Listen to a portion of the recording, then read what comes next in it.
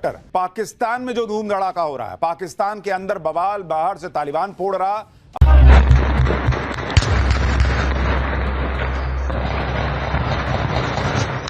At least 13 civilians were killed. Pakistan और अफगानिस्तान के बीच border पर भीषण झड़पें शुरू हो गई हैं। दोनों देशों की सेनाओं ने एक दूसरे के कई पोस्ट तबाह करने और कब्जे का दावा किया है। ये झड़पें हाल के वर्षों में सबसे खतरनाक मानी जा रही हैं। तालिबान प्रशासन के प्रवक्ता जबीउल्लाह मुजाहिद ने बताया कि शनिवार रात अफगान सेनाओं ने जवाबी कार्रवाई में 58 पाकिस्तानी सैनिकों को मार गिराया।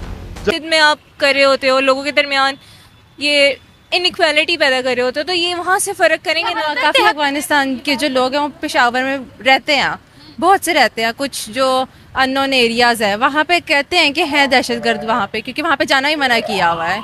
कौन है ये लोग, कहाँ से आते हैं? तो रुको जरा, सब्र करो। जबकि 25 चौकियों पर कब्जा कर लिया है। इस दौरान पाकिस्तान के 30 सैनिक भी घायल हुए हैं। वहीं पाकिस्तानी सेना ने 23 सैनिकों की मौत की पुष्टि कर दी है। उन्होंने दावा किया कि जवाबी कार्रवाई में 200 तालिबान और उससे जुड़े आतंकवादियों को मार गिराया है। पाकिस्तान सरकार ने इसे बिना किसी उकसावे के हमला बताया है। दरअसल शुक्रवार की रात को अफगानिस्तान की राजधानी काबुल, खोस्त और पख्तिका प्रांत में धमाके हुए। एक पाकिस्तानी सुरक्षा अधिकारी ने रॉयटर्स को बताया कि काबुल में टीटीपी के प्रमुख नूर वली महसूद को निशाना बनाकर एयर स्ट्राइक की गई थी, लेकिन उसके मारे जाने की पुष्टि नहीं हो सकी। तालिबान ने कहा कि इन धमाकों के पीछे पाकिस्तान का हाथ है। हालांकि पाकिस्तान ने न तो इन आरोपों की पुष्टि की और न ही खंडन किया। पाकिस्तान का आरोप है कि अफगानिस्तान तहरीके तालिबान पाकिस्तान यानी टीटीपी के आतंकियों को पनाह दे रहा है। अफगान सरकार ने इस आरोप को खारिज कर दिया है। पाकिस्तानी अधिकारियों के मुताबिक अंगूर अड्डा, बाजोर, कुर्रम, चित्राल और बलूचिस्तान का बहरामचा में तालिबान ने घातक हमले किए हैं। इन इलाकों में अभी भी रुक रुक कर गोलीबारी की खबरें आ रही हैं। अफगान अब मोदी के एक इशारे पर टूट जाएगा क्या पाकिस्तान? मुनीर शहबाज की ऐसी फजीहत, भाड़े के हथियारों से तालिबान ने पाकिस्तान की बैंड बजा दी। बॉर्डर पर पाकिस्तान के सैनिक मर रहे, शहर में पब्लिक पुलिस को दौड़ा रही। पाकिस्तान तो गया क्या बॉस, अब इसका चैप्टर। भाई इस वक्त पाकिस्तान की बुरी हालत हो रखी है। पाकिस्तान में हालात आउट ऑफ कंट्रोल हो चुके हैं। स्थिति यह हो गई है कि पाकिस्तान का सबसे प्रमुख शहर लाहौर जल रहा है। लाहौर की ऐसी हालत हो गई कि पाकिस्तान के हाथ से अब गया कि तब गया वाली हालत है। पाकिस्तान में जो गदर मचा है वो सिर्फ अंदर ही नहीं चल रहा, पाकिस्तान के अंदर तो भयंकर बवाल है। बाहर से पाकिस्तान को तालिबान फोड़े दे रहा है। तालिबान पर अटैक करके पाकिस्तान चौड़ा होकर घूम रहा था। अरे भाई साहब, उधर से तालिबान ने ऐसा तगड़ा जवाब देना शुरू किया कि पाकिस्तान बाप बाप करने लगा। पाकिस्तान की ऐसी हालत देखकर असीम मुनीर और शहबाज शरीफ का पसीना छूट रहा है। इनसे पाकिस्तान संभाले नहीं संभल रहा बॉस। ये भारत से लड़ेंगे, इनको तालिबान फोड़े दे रहा है, जिनका खुद का हथियार नहीं है। ये सब जो अमेरिका वाले छोड़े गए थे हथियार, भाड़े के हथियार से मार रहा है पाकिस्तान। आपको पाकिस्तान की दुर्दशा की एक एक तस्वीर दिखाऊंगा, कैसे बॉर्डर पर तालिबान ने पाकिस्तान की फौज का धुआं धुआं कर दिया और कैसे पाकिस्तान के शहर में पब्लिक वहां की पुलिस और सेना को दौड़ा दौड़ा कर पीट रही है। क्या अब नरेंद्र मोदी के एक इशारे भर से पाकिस्तान में वो काम हो जाएगा जो शायद कभी हमारी फौज को करना पड़ता है?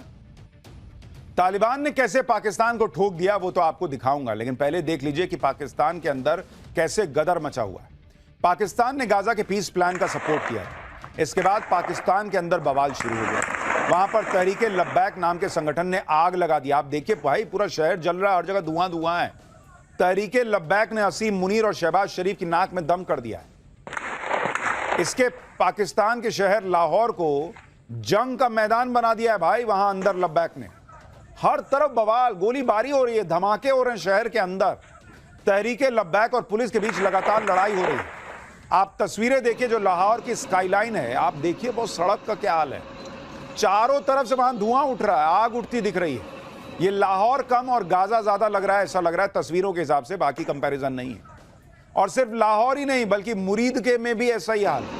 चारों तरफ तबाही के निशान बिखरे पड़े हैं। मुरीद के में ये तबाही टीएलपी और पुलिस के बीच हुई जंग के बाद, जंग जैसे जो झड़प हुई उसके बाद की हालत देख रहे हैं आप, कैसे वहां फायर ब्रिगेड खड़ी है, आग लगी हुई है, सड़क पर पूरा सब सामान बिखरा हुआ है, जलती गाड़ियां दिख रही हैं।